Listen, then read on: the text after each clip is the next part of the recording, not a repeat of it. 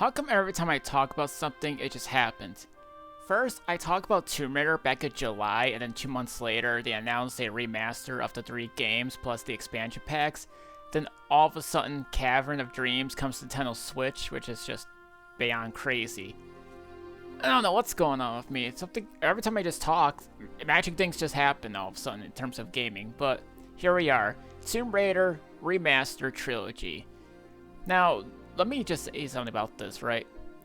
They actually hired one of the fans that actually was making this unofficial remaster plus the whole engine stuff, so he was brought into the team and they made this remaster, which the game has been collaborated with Aspyr, Crystal Dynamics, and Saber Interactive, which is they're all on the PC, PS4, PS5, Xbox One, Xbox Series, and Nintendo Switch.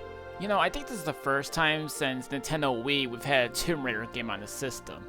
So the whole trilogy is basically a remaster of the 3 games, but not only that, it also comes with the remastered PC expansion packs, which you gotta get a CD-ROM to play the game. No main game required, you just pop in the disc, install it, and you're all set. So, I actually own one of them, but I lost it somewhere, but thankfully I can just play it on here, which is good.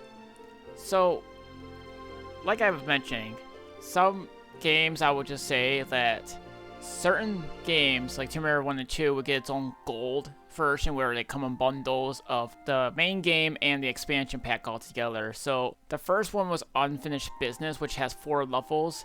The second game would have Golden Masks, again 4 levels. The third game, however, it would have 6 levels. From what I also heard is that I think either one of them or both 1 and 2 had the expansion packs on mobile, but the third game never got into treatment. Also, some people before the remaster, they actually ported over Unfinished Business and also the Golden Mask to the PS1, so that's the unofficial port that you can say, except for the third one due to it being so large that's nuts.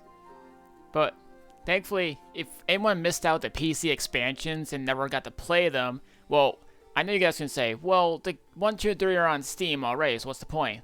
My point is, you can't even play the expansions because they're not even on there. Neither does it come with it, so this makes perfect sense for you guys to play them. These levels are long, but I mean, look, it sounds like I'm making this up in terms of like 4 levels or 6 levels, but these levels are long. So don't think for a second you're gonna get these levels done in like 2 seconds.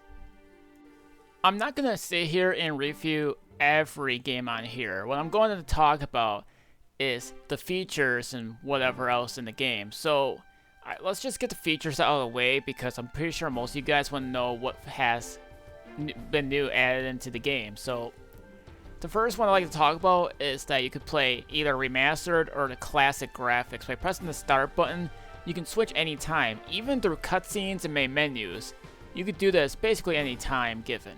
Also, you can now fully control the analog stick with the R stick in terms of camera movement.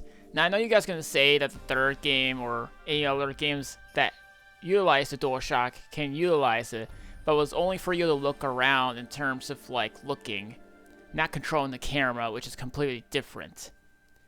Also, you have the choice between playing either the D-pad or the joystick, so there's like no setting requirements. You can just do whatever you want with that.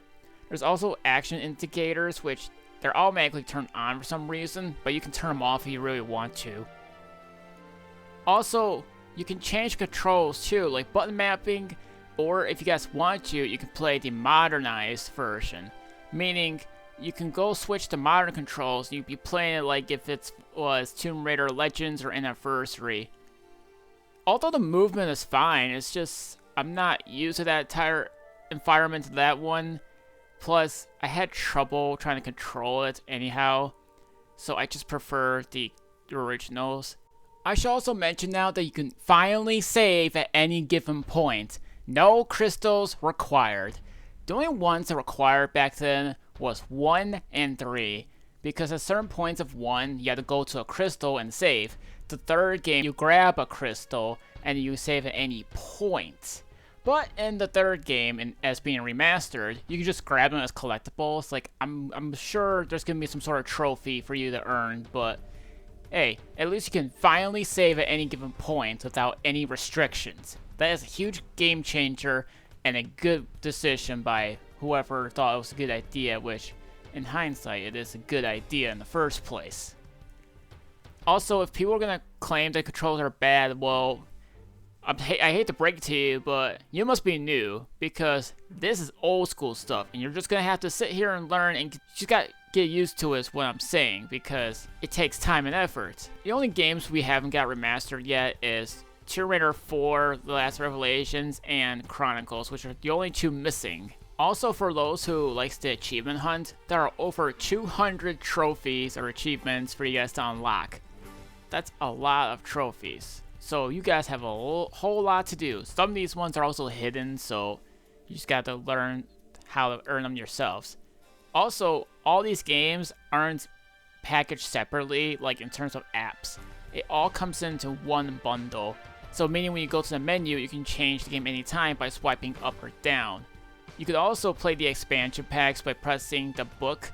It'll either give you the option to play a new game or the expansion, which has its own title in it. I should also mention one thing too. The new graphics play in 60 frames, while the classic retains the 30 frames. From what I can tell, the classic graphics are mainly based on the PC version of these games. And look, for anyone that's new, I'll give you some small tips here and there just to help you guys get started. Always make sure you walk if you guys are into like where you're at area of a cliff. Because walking is your best friend. It can help you gather items and prevent you from falling also. You could be falling from a high cliff, maybe to lava, or something dangerous like spikes. But if you see any spikes that are in your way, you have to go that way anyways, just walk through them. You have no problem. Don't run, just walk. You'll be fine. Make sure you find enough health kits, ammo, and whatnot. Pistols don't count as ammo as they have their own infinite ammo. I'm talking about like special weapons like a shotgun, submachine gun, Uzis, maybe a grenade launcher or something. Also, play Lara's house. This will help you definitely get some training. You're also gonna have to learn how to time their jumping, because sometimes the jump button doesn't happen after some time you start running, or it just feels like it.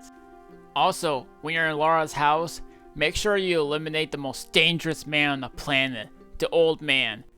Just make sure he follows you to the freezer. Once he's in there, shut the door and he'll stop harassing you. He's very dangerous. He walks like a crazy man, if you ask me. But with all jokes aside, just definitely do Lara's house so you understand the basics of the game.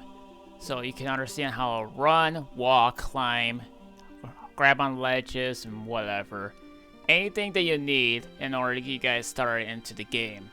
It's even crazy as to how we got here too, because Core Design actually were the original developers of this game. This actually became one of their biggest games out there, selling over 7 million copies.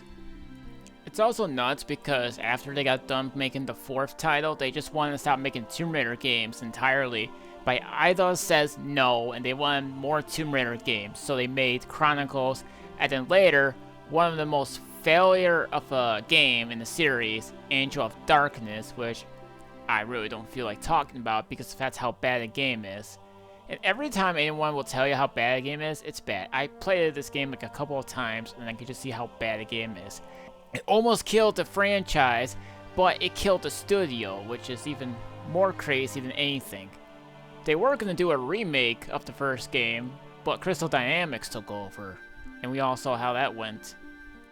If you guys are new to Tomb Raider, or you guys just played the original Tomb Raiders on PS3, or maybe PS4 or Xbox 360, Xbox One, if you guys have never played the original games, this is your start, because this is how it originally came about.